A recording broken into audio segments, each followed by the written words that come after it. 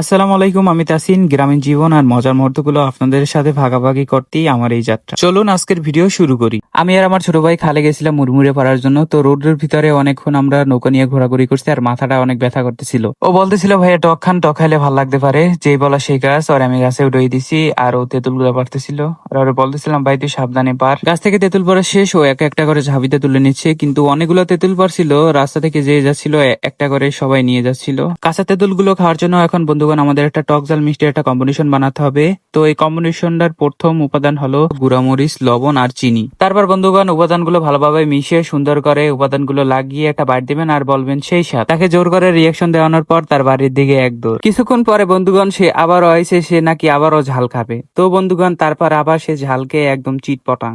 তার কিছু কার্যকলাপ দেখে মনে হচ্ছিল সে দুপুরে গালে পাগল হয়ে গেছে জাল খাইয়া। অনেক ইতিহাস এবং পাতিহাস করার পর বন্ধুগণ এখন এটা আমাকে খেয়ে টেস্ট করার সময় চলে এসেছে। তো এটাকে সুন্দর করে আমি টক ঝাল মিষ্টি সেই আমাদের কম্বিনেশনটা একদম মুখে দেওয়ার পরেই জাস্ট সেই স্বাদ, এত স্বাদ কি লিখিয়া। তো এই হলো আজকে একটা ছোটখাটো ভিডিওটা যদি ভালো লেগে থাকে অবশ্যই ফলো করে দিও। দেখা হবে আর একটি নতুন ভিডিও নিয়ে। আল্লাহ হাফেজ।